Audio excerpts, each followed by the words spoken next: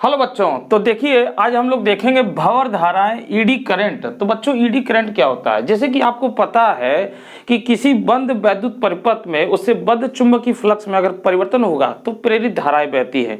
तो बच्चों अगर कोई धातु का एक टुकड़ा अगर हम ले लें इस तरीके से, और बच्चों यह किसी जो धातु का टुकड़ा है अगर ये किसी परिवर्ती चुंबकीय क्षेत्र में है या इस प्रकार चुंबकीय क्षेत्र में गति कर रहा है, तो जैसे बच्चों देखिए इसके चारों तरफ चुंबकीय क्षेत्र इस तरीके से हम कर दें, इसमें ये हमारे पास चुंबकीय क्षेत्र है।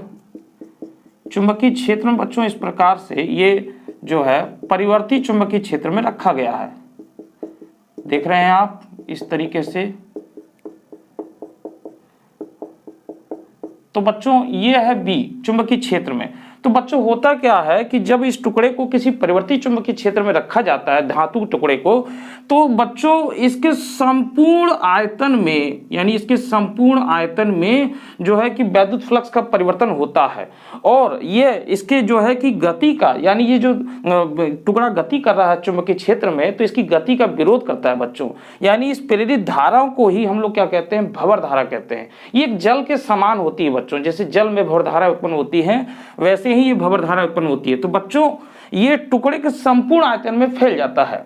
अब बच्चों इस भंवर धाराओं से बहुत हानि भी होती है। बच्चों इसको फोको ने बताया था, इसलिए इसको हम लोग फोको धारा भी कहते हैं। ये एक नई बात, इसको फोको धारा भी कहते हैं हम लोग, फोको धारा, क्योंकि उन्होंने फोको ने ज्ञात किया था। फोको ने जब देखा कि टुकड़ा जो धातु का टुकड़ा है अगर परिवर्तित चुंबकीय क्षेत्र में रखा जाए तो उससे वैद्युत चुंबकीय फ्लक्स में जो परिवर्तन हो रहा है वो इस टुकड़े की गति का विरोध करता है, और इस प्रकार से इन प्रेरित धाराओं को हम लोग क्या कहते हैं? भंवर धारा कहते हैं।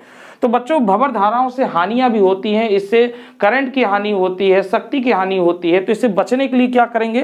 तो बच्चों इससे बचने के लिए जो अगर हम कोई संपूर्ण अगर धातु ले रहे हैं बच्चों, इस तरीके से संपूर्ण धातु ले रहे हैं, इस तरीके से अगर हम बना दें इसको इस तरीके से, तो बच्चों इसकी बजाय हम क्या काम करें कि पतलित क्रोड बना दें। इस तरीके से पतलित क्रोड बना दें, अलग अलग इसमें पट्टियां कर दें बच्चों, इस तरीके